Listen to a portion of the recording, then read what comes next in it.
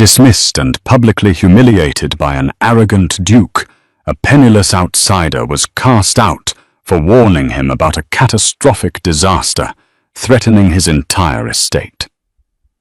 The duke and his corrupt manager gleefully ignored her, certain she was just a foolish disruption.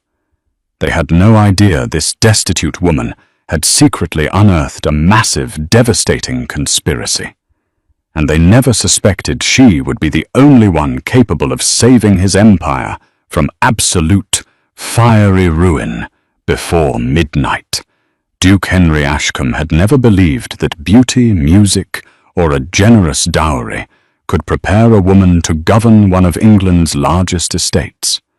His father's death had left him responsible for 4 villages, thousands of acres, and hundreds of families whose survival depended upon the decisions made inside Ashcombe Hall. Unfortunately, every relative he possessed had reached the same conclusion. Henry needed a wife. 12. Unmarried women from distinguished families were invited to spend the harvest season at Ashcombe. Society called it a house party, but everyone understood its true purpose. Henry was expected to select the next Duchess of Ashcombe before winter. Instead of judging the women through embroidery, dancing, or polite conversation, Henry announced an unusual challenge. Each lady would receive 1 day to make decisions concerning the estate.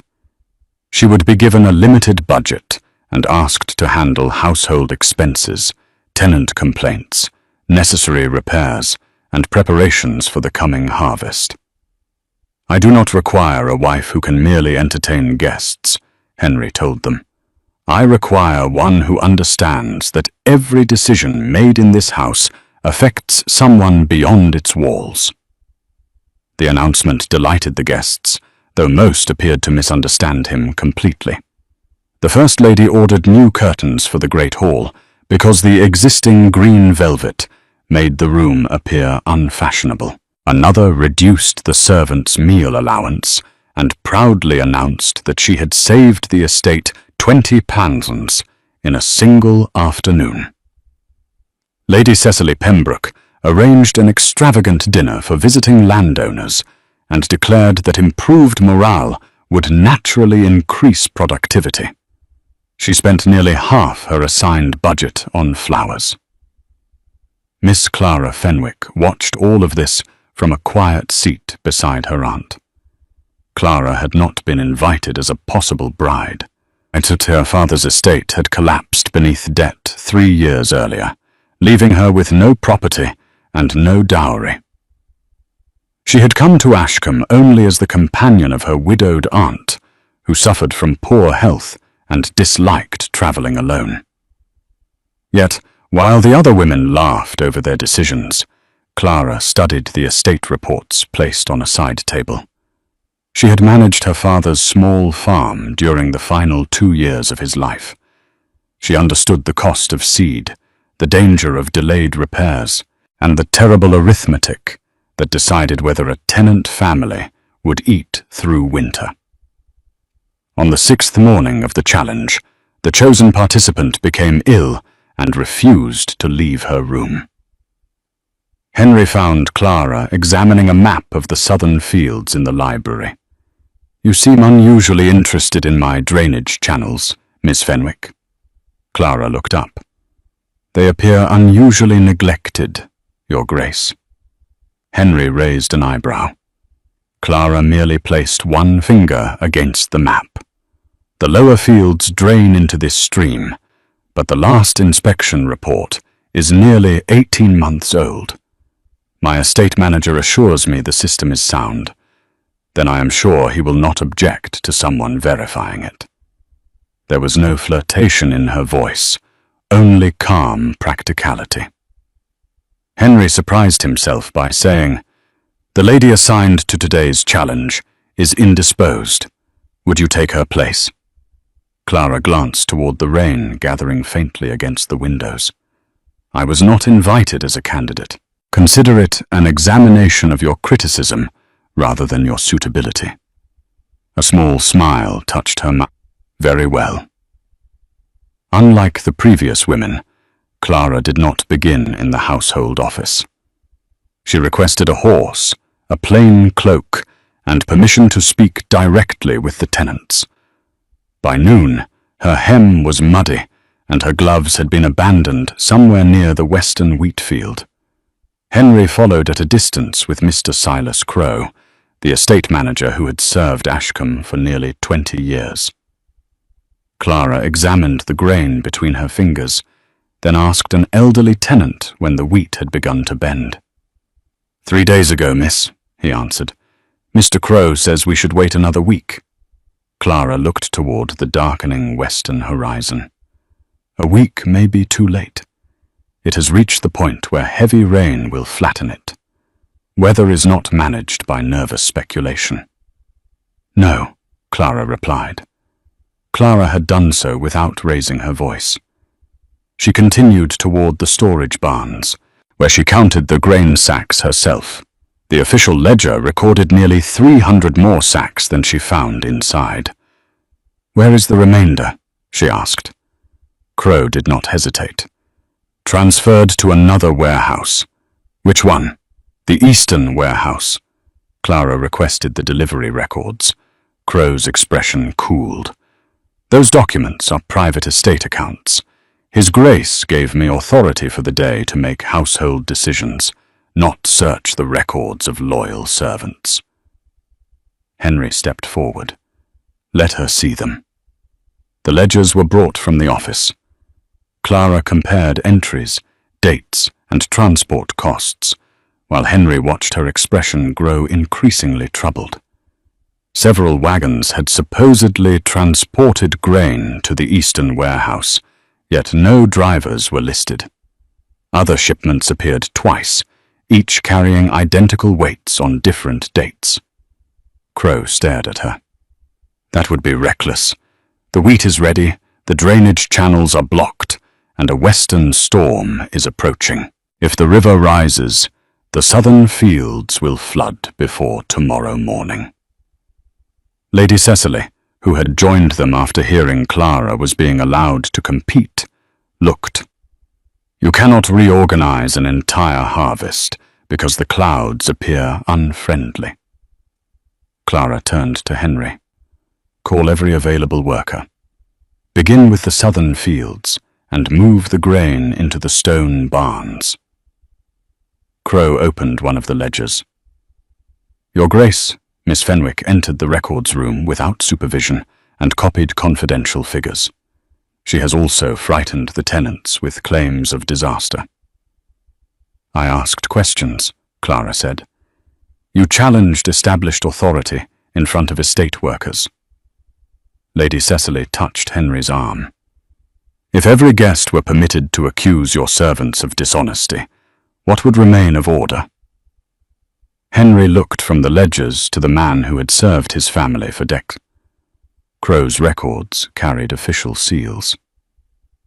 Clara had only observations made during a single day. He wanted to believe her, but belief required him to accept that Ashcombe's entire system had failed beneath his notice. You will issue no further instructions, Henry said. Disappointment crossed Clara's face, though she quickly concealed it. You are ending my day. I am ending the disruption. Crowe closed the ledger with quiet satisfaction. Clara removed Henry's temporary seal of authority from her cloak and placed it in his hand. A smaller harvest safely stored is worth more than a perfect harvest destroyed in the field. The decision has been made. Yes, Your Grace. She looked toward the black clouds gathering beyond the windows. You may dismiss me, but the storm will not obey you. Clara prepared to leave Ashcombe before dinner. As a servant carried her small trunk toward the waiting carriage, Mrs. Agnes Bell hurried across the courtyard. The older woman's bonnet had come loose, and fear sharpened every line of her face. Miss Fenwick, Mr. Crowe has locked the tool barns. He has ordered the tenants not to begin cutting until next week. Clara looked toward the fields. The wheat moved beneath a sudden violent wind, each golden stalk bending in the same direction. Then lightning tore across the western sky. Clara heard the first distant roll of thunder and understood that Henry had not rejected her warning alone. He had surrendered the harvest to a man determined to keep it in the fields. They had only a few hours left. Clara looked toward the carriage, waiting beneath the archway. She could leave Ashcombe Hall, preserve what remained of her dignity, and allow the Duke to discover his mistake when the storm reached the fields.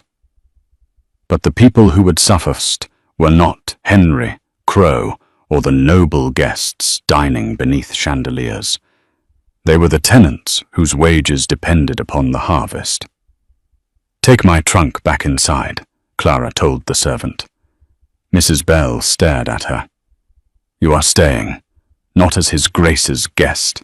Clara fastened her cloak against the rising wind.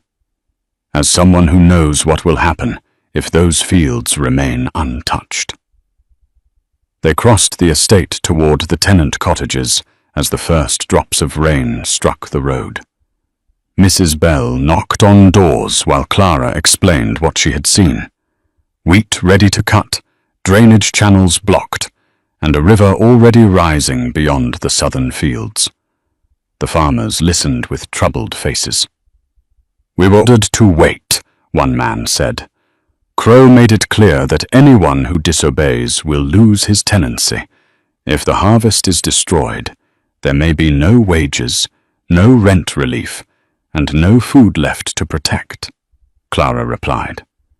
"Crow won't go hungry this winter, but you will." A woman holding a baby looked toward the dark fields. "My husband says the wheat should have been cut days ago." "Then trust the hands that planted it." The tenants exchanged uneasy glances.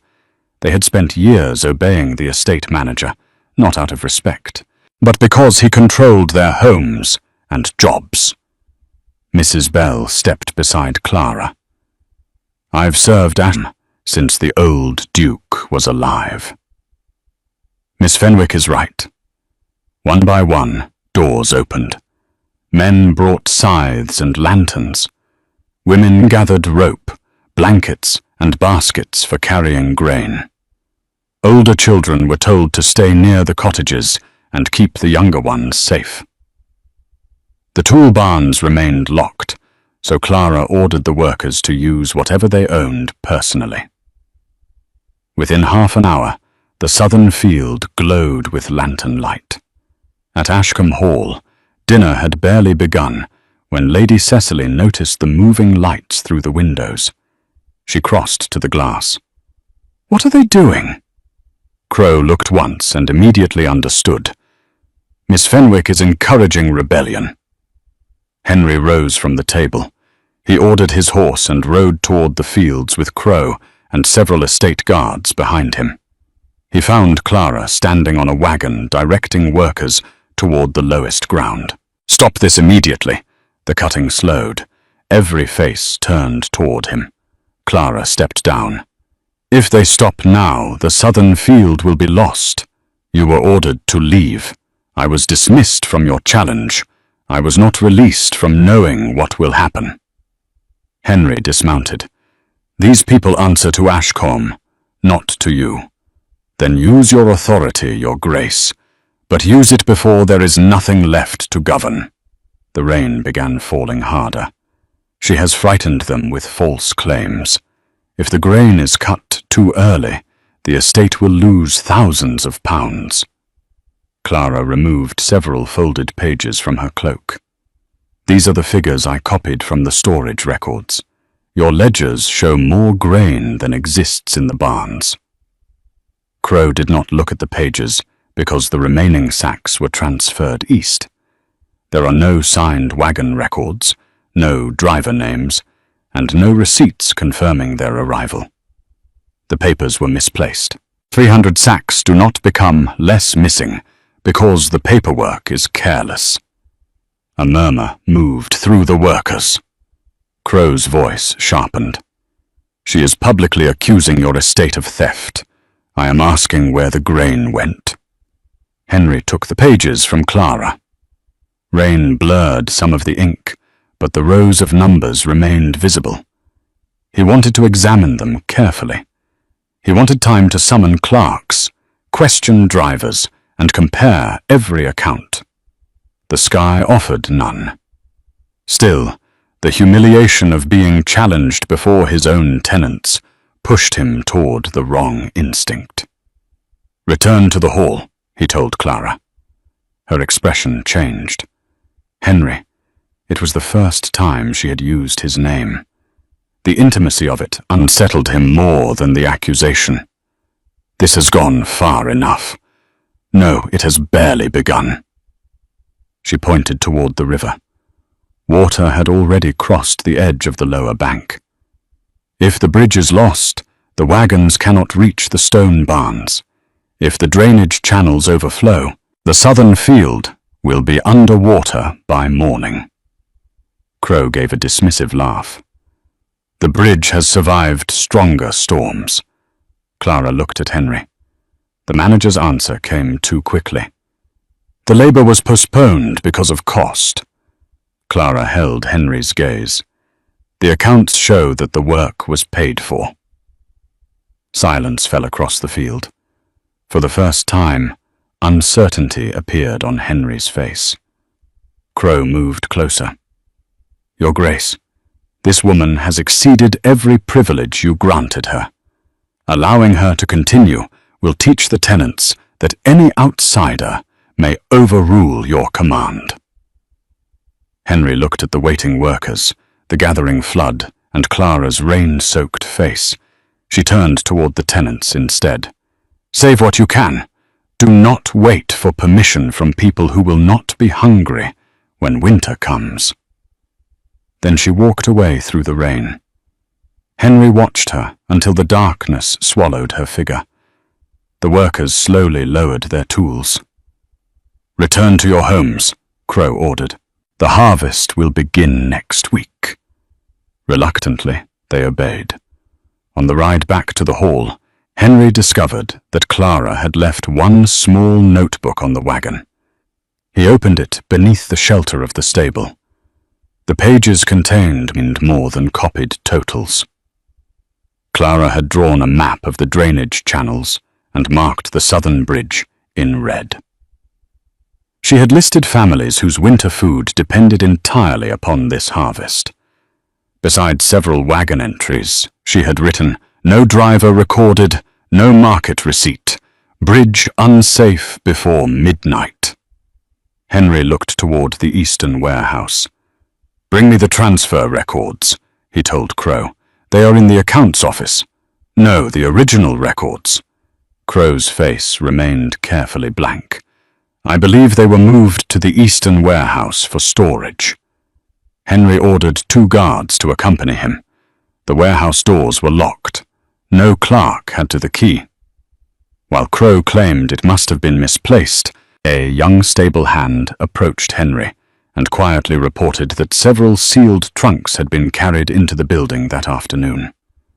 At the estate boundary, Clara reached the road leading from Ashcombe. She should have continued. Then she heard water roaring beyond the trees. Clara climbed the embankment and saw the river surging toward the southern bridge. Half the field remained uncut, and the wagons already loaded with grain would soon be trapped on the wrong side. She turned back. Not for Henry, for the families who would have nothing if she allowed pride to carry her away. By the time Clara reached the field again, rain was falling in sheets. The tenants who had ignored Crow's order were struggling to move the last wagons toward the bridge. A flash of lightning split the sky.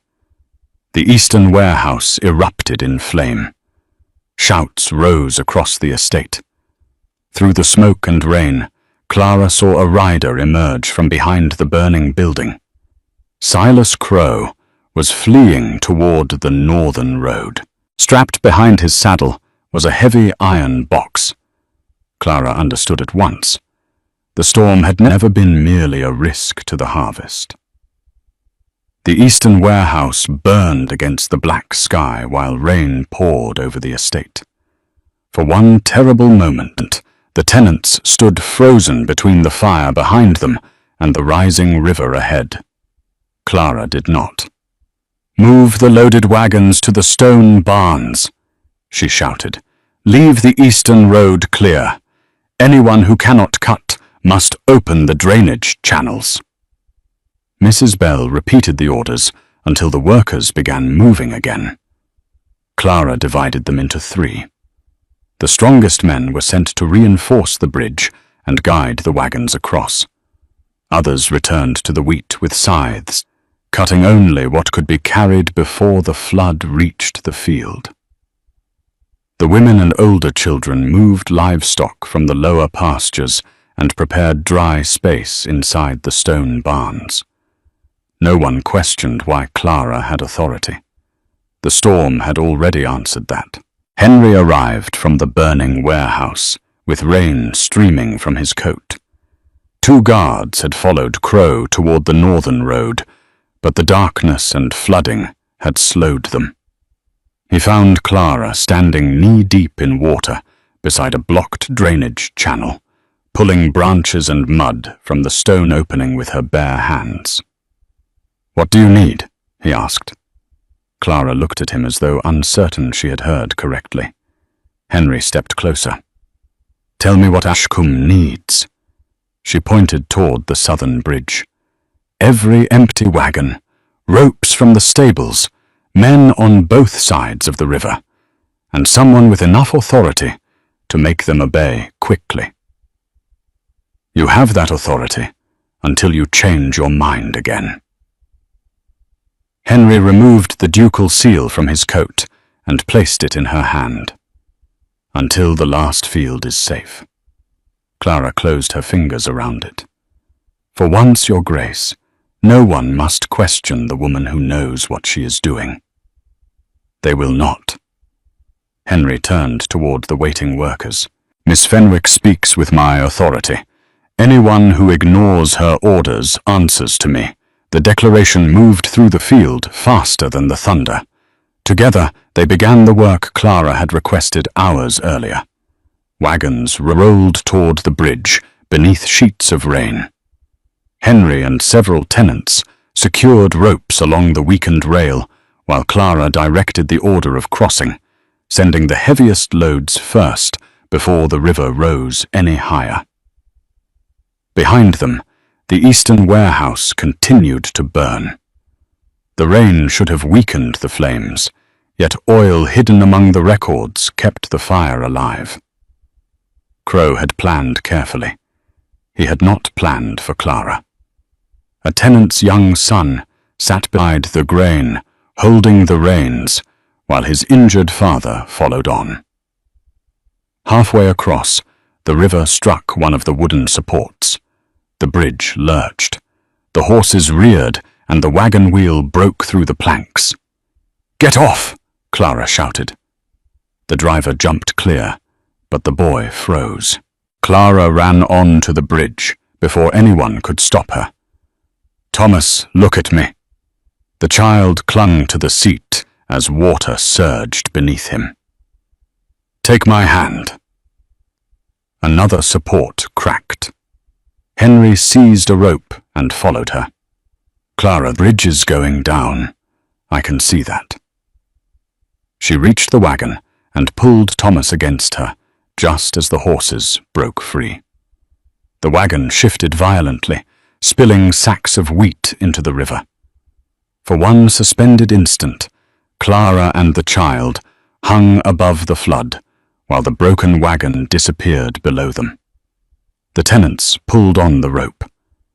Henry dragged Thomas onto the remaining boards, then reached again for Clara as another plank tore loose. She struck the side of the bridge, but did not release his hand. "Do not let go," Henry said. "I had not intended to." Together, the workers hauled them to safety. Clara collapsed onto the muddy bank with Thomas in her arms. The boy was crying, but unhurt. Henry knelt beside her. Blood ran from a cut above her brow. "You might have been killed." "So might he." Henry looked at the frightened child, then back at the woman he had ordered from his land only hours before. There was no answer that did not condemn him. A shout rose from the northern road. The guards had captured Crow near the old quarry, where his horse had fallen in the mud. By then, the fire had begun to weaken. Henry ordered the box opened before the gathered tenants and guests who had finally left the safety of Ashcombe Hall. Inside were private ledgers, receipts from illegal grain sales, and records of payments deposited under false names. Crow had been selling part of each harvest for years, then altering the estate accounts to hide the missing stock. There was also an unsigned agreement, transferring several hundred acres to Lord Pembroke, Lady Cecily's uncle, for far less than their value. Lady Cecily stood beneath the shelter of a wagon, her face pale. Crow intended to reorganize several unproductive fields. "You knew he was stealing from Ashcombe. I knew he could help me succeed in your ridiculous test." Her voice rose with desperation. "He promised that if I supported his decisions, the accounts would make my day appear more profitable than the others." "I did not know about the fire." Clara looked at her. "You did not ask because the answer might have prevented you from winning. Cecily's family carriage was ordered before dawn. Crow was taken away under guard. As the first grey light spread across the fields, the storm began to pass. The southern bridge was destroyed, and several acres lay beneath water, but the stone barns were intact. Most of the harvest had been saved. Henry stood before the exhausted tenants, his boots deep in mud, and his formal coat torn at one shoulder. "Miss Fenwick warned me before sunset," he said. "I chose rank over reason and reputation over truth." Clara stood apart from him, Mrs. Bell binding the cut above her eye. "Everything saved tonight was saved because she acted after I ordered her to leave. The failure was mine. The courage was hers." No one applauded. The silence held something more meaningful: recognition. Later, Henry found Clara preparing to depart. "Stay," he said. "Become the new manager of Ashcombe. Name your salary and your authority." Clara closed her traveling case. "You believe me now because the storm proved me right. I was wrong. Yes, I admitted it before the entire estate. And I needed you to believe I was worth hearing before the sky began to fall." Henry had no defense. Clara lifted her case.